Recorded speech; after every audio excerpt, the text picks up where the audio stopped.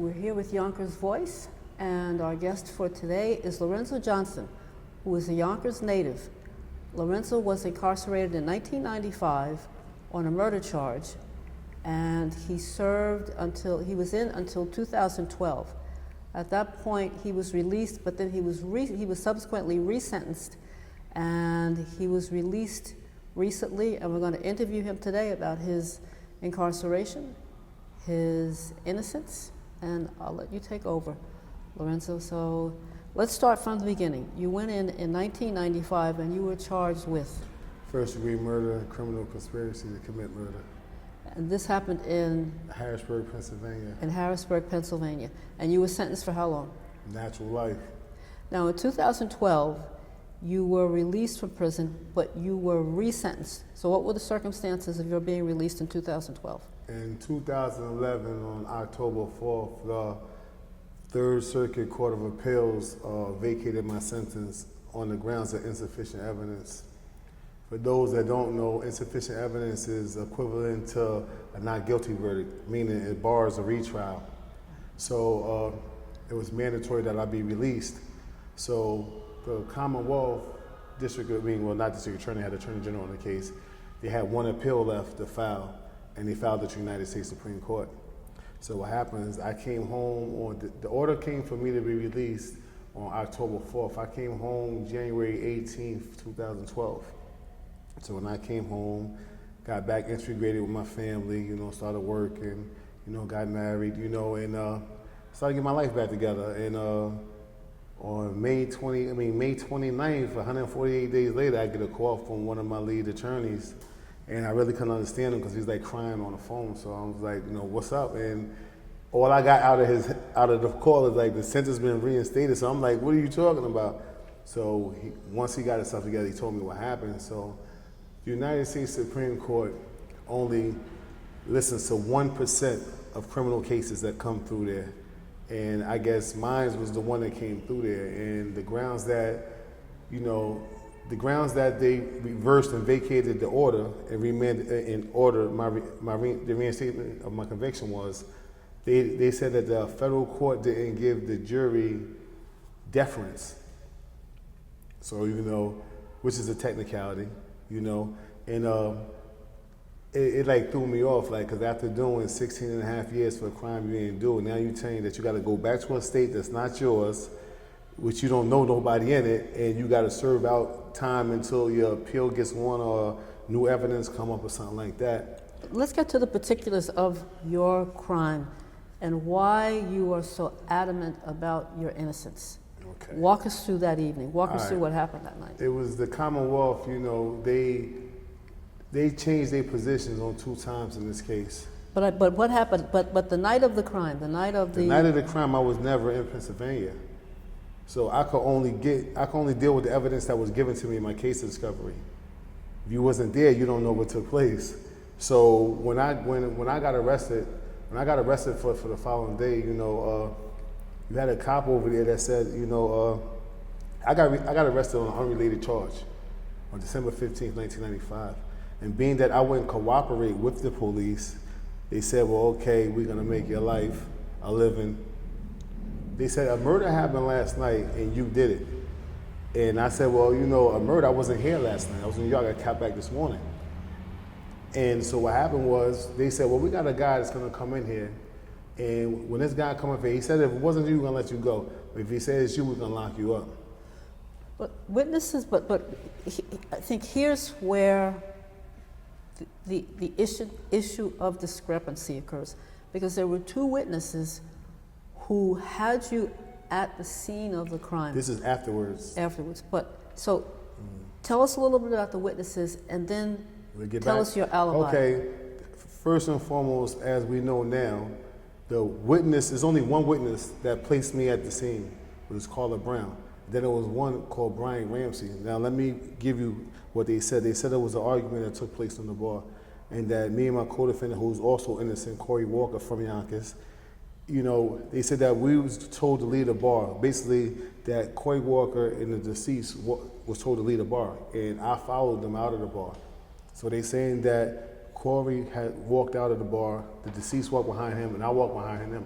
And they said I was standing like right there, and them two went in the alley, and then they heard a boom, and they ran. Nobody saw them, they just heard a boom, and that was it. And they saying, you know, this was the witness, Carla Brown. Now, mind you, Carla Brown was originally labeled a suspect in this same homicide right here, a suspect. And, you know, we never had Carla Brown's statement until 18 and a half years later after our convictions, when I went back to prison for the United States Supreme Court order. So her statement was suppressed? Yes, for 18 and a half years. And that's the grounds right now that I was back in court for, that I just got released right now. That's the grounds. And what happened was, in Carla Brown's statement, it clears, it exonerates me. And it shows that the prosecution have let false testimony go uncorrected from my first hearing in this case all the way through all the judges to the United States Supreme Court. Even when the United States Supreme Court took this witness testimony as credible to bring me back to prison, the prosecution not once said, no, this is not what was said in the statement. But the witness who saw you at the scene was who? Carla Brown. Was Carla Brown. Now, Carla Brown testified that you were at the scene, but you were involved, or you were? She said I was standing there, and it could have been looking like I could have been a lookout. And I did anything. This was in her version of her statement that we got later on. But what they bound the case over for trial for, and what we lost that trial for, was they took a whole another theory of the case, and she lied to what they wanted her to say. And we couldn't contradict this because we honored the police report. In our discovery, her statement was never in there. It was a summary from a police report of what she said. But if she said that you were there as a lookout, and let's say her statement was accepted, would that not then still make you an accomplice? No, because in Pennsylvania, mere presence at a crime is not enough to convict. You got to have an act of aggression. Like, you know, if you conspire to do something, you got to show intent. You got to show intention to do this crime, and you got to act in concert with this person. So that's just leaving it on a legal side.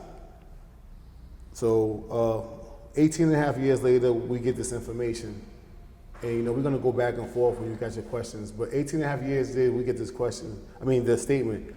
And this statement exonerates us because it shows that everything that was said was a lie. And that this same witness in a police report that was also held from us was labeled as a suspect in this same homicide.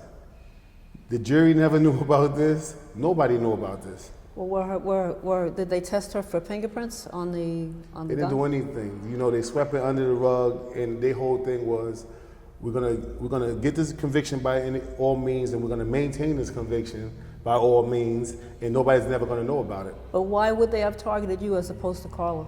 Because at the end of the day, I'm from New York, Corey's from New York, and you know, they felt it was easy to get somebody from out of town that have no support system in that area, frame them, because this is what they was known to do, and get away with it. And nobody knew that it was going to take this long for this information to come out. Now, I take it they've been in contact with her, and you're going to reintroduce that evidence in your... Nah, this evidence was reintroduced in August in 2013. And that was denied? A year and a half, no, that's why I'm here now. A year and a half after I came back to prison. My legal team put another petition in for actual innocence in the PCRA, naming a volume of Brady violations, which for people that don't know is prosecution misconduct. And other witnesses who came forth all these years later saying that they were threatened by the police, you know, not to come forth to help or to get a deal in exchange to testify against me, Corey. I have to ask the question, did you have a previous record? Nah, my previous record was a misdemeanor. It was not, I don't got felonies on my, you know, it was misdemeanor, nothing violent on my record, you know, and this case was like, you know, it was like a nightmare. It's like any innocent prison, it's like a nightmare when not only you in prison for something you ain't do, but you in another state, not of your own. Okay, let's fast forward to your taking the plea. You took the plea. Tell us about what it was like to have to sign the papers and say that, yes, I did it? No, I didn't say yes, I did. Okay, tell me what the papers, tell me what the statement was. What it was is like, you know, one thing they do with wrongful convictions and, you know, is normal is the average innocent prisoner spends between 13 and a half to 15 years in prison. Why do they sit this long in prison? Because the prosecution, in cases, withhold information. They draw the case all the way out. Like if they win, they cross the pennant, which could take another 3 to 5 years every time you come up for appeal. In my situation, it's 22 years later. The first time I got out, I did 16 and a half years. I was released. I thought it was over with. I started to move forward. You know, I started speaking about wrongful convictions, you know, get my life together. So when I went back, it was like a double impact. And you say 22 years later, the toll was taken on my family. Like, you know, it was at a point where I said, okay, you know, if it's up to me, you know, I'm mad at myself now, but at the end of the day, I did it for my family. Because, you know, no innocent prisoner should have to take a plea bargain, you know, to get out of prison. I, you know, pled no contest, you know, to third-degree murder, which the sentence was, you know, suspended because I maxed it out because it was, you know, 10 to 20 and I got 22 years in. And they added on probation. You know, it's like, it was a bitter pill to swallow because at the end of the day is I should have been fully exonerated. It shouldn't have been held over my head of, should I second guess the appeal process or, you know, they're gonna do what they did to me before or under a technicality, are they gonna sweep it back on the road, under the rug when they know I'm innocent? You know, because in my situation, once you look at me and Corey's case, our innocent claims is not refuted. Like the prosecution, if you look at their brief, they're not saying, oh, he's guilty, oh, we standing by our evidence. They don't say that in their briefs and their argument. They argued us on a timeliness. But you can't argue somebody on a timeliness when you withheld evidence of their innocence. Like, how could we get into your file? How thoroughly did they investigate your alibi when you were here? None at all, because, you know, a female that I was dealing with from Pennsylvania at the time, I had called her when I was in New York. And she knew, I was with her at the time, and she got in touch with the lead detective, and it's a part of the record with my filings. And she told him, she said, Lorenzo wasn't there. I could prove, you could look at my phone records, he called me from New York. But was there anyone here, when you were in New York, Yeah. I believe it looked as though you were in New York overnight and then you went back. Yeah. Or when you were in New York overnight, Yeah. did you go to a store? Did you go to a movie? We had people that was with us in New York. Like one of the first innocent organizations I've reached out to was called Centurion Ministries. They was based out of New Jersey. Jim Mikowski runs it. And the highway that you take 78 to 76 from Harrisburg to Pennsylvania, they got steel shots. So, but only thing about it was Centurion Ministries, when I was writing them asking for help, they were saying, well, don't write it since you have 10 years in, no appeals left, nowhere else to turn. So it was like they wasn't trying to hear me at the time. So I kept writing people. When they did finally look at my case and I told them the situation, when they went to get the steel shots from 78 and 76 to toll booths, they was 1 week too late because they only hold it for 7 years. So that was one of the things that you would have saw me drive through and come back and you could have put the times together that this is not true. Were there, it's probably after the fact, but what about toll receipts or anything that would have logged your license plate in? None of it. It was none all. of it. Yeah, none of it. Well, but all that time that you spent incarcerated, and you knew that you were innocent, what was it like to stay in jail, have to deal with being in jail, knowing that you might be in jail for the rest of your life for something that you feel you didn't do? Oh man, it's like trying to breathe underwater. Like, you know, like if you're not strong-minded, it's like it's gonna be. I don't wish it on anybody. For the strongest person, the weakest person, anybody you could think of, it's like trying to breathe underwater. And you have prosecutions that act in concert to maintain these convictions. They got unlimited resources. So you could have a team of lawyers, but you know, in that courtroom, really, the prosecution runs the show. They say when you get sentenced, what plea bargains, they does everything. Did you, in the time that you were in jail, did you have to spend any time in solitary? Yeah, plenty times, yeah. And what was the longest period that you spent in solitary? And if I may ask, for what infraction? I mean, I spent time, you know, getting in like I didn't get in trouble in prison because I wasn't that type of person. I was trying to educate myself. You know, if I went to, you know, I might have got in a fight here and there because I'm not from the town, and you know, little things like that. You know, my focus when I was in prison was to get out of prison.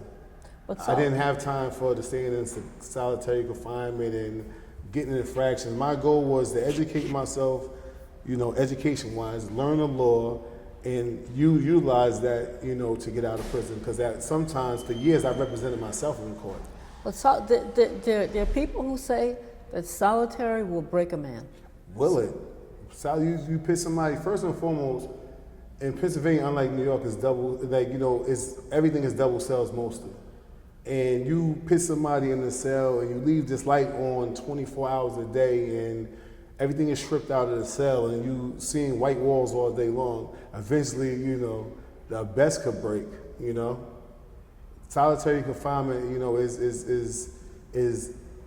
everything they say it is. So how did you, so in those, and again, what was the longest period that you spent in solitary? I spent 60 days in solitary confinement. I spent 90 days in solitary confinement. So let's take the 90-day period in solitary. Describe what it was like in solitary.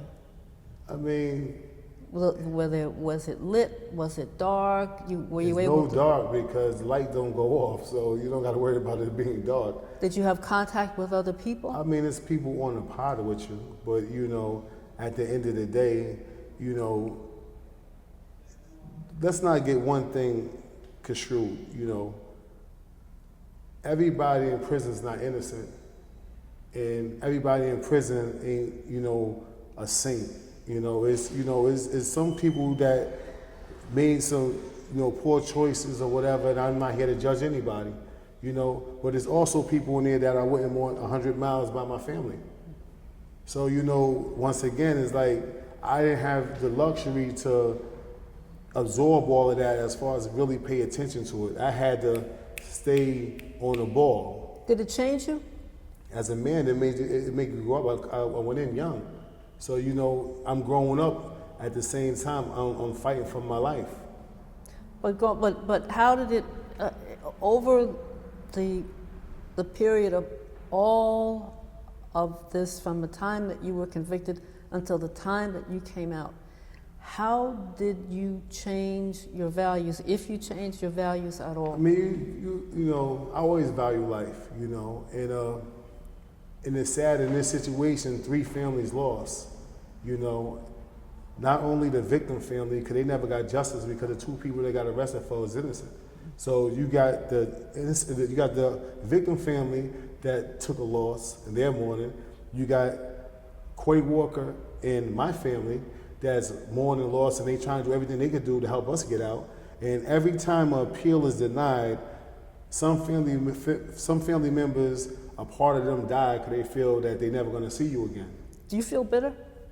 Yeah, I feel bitter. I just came out of prison this week. You know, am I in a rage? You know, usually I'm not in a rage, but at the same time, you know, I'm disappointed. You know that things went the way it went. You know, I'm supposed to be sitting here as a fully exonerated man, not as an innocent prisoner who took pled no contest.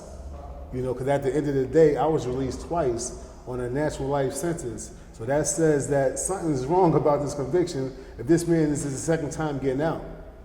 There are a lot of young Black and Latino men in our community who are on the path to that road.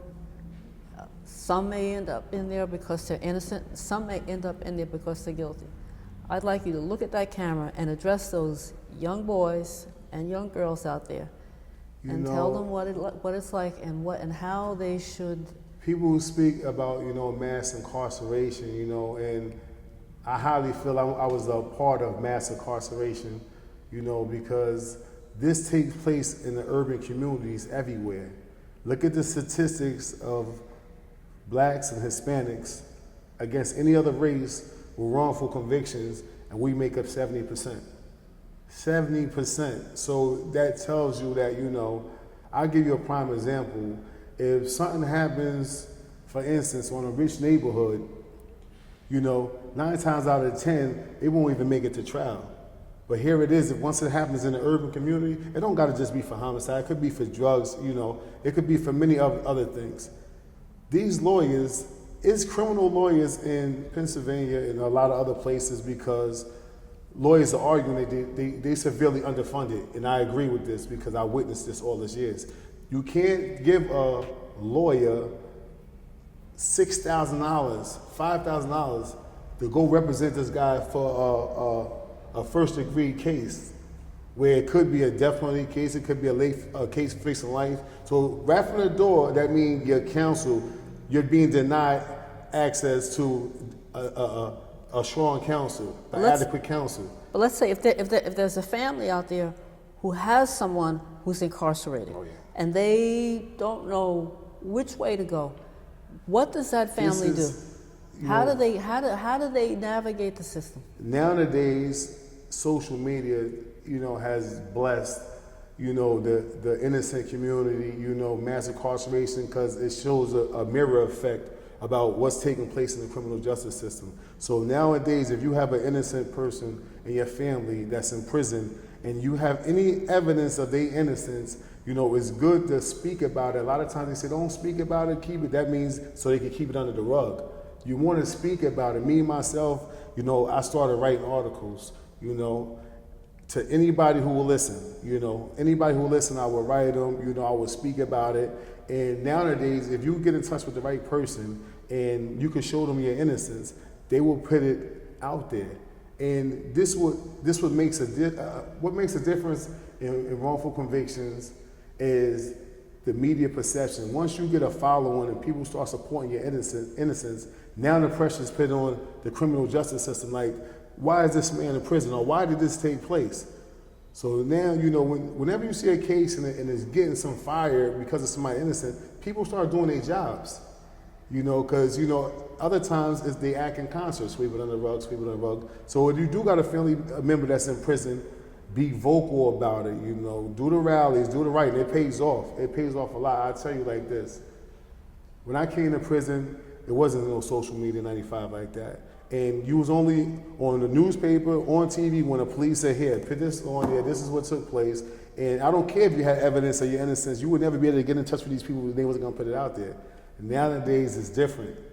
And you must be one of the biggest advocates for yourself or your family members. And one of my lawyers told me that when he accepted my case almost 14 years ago, he said, one of the biggest reasons I like about you is you're a big advocate for your innocence.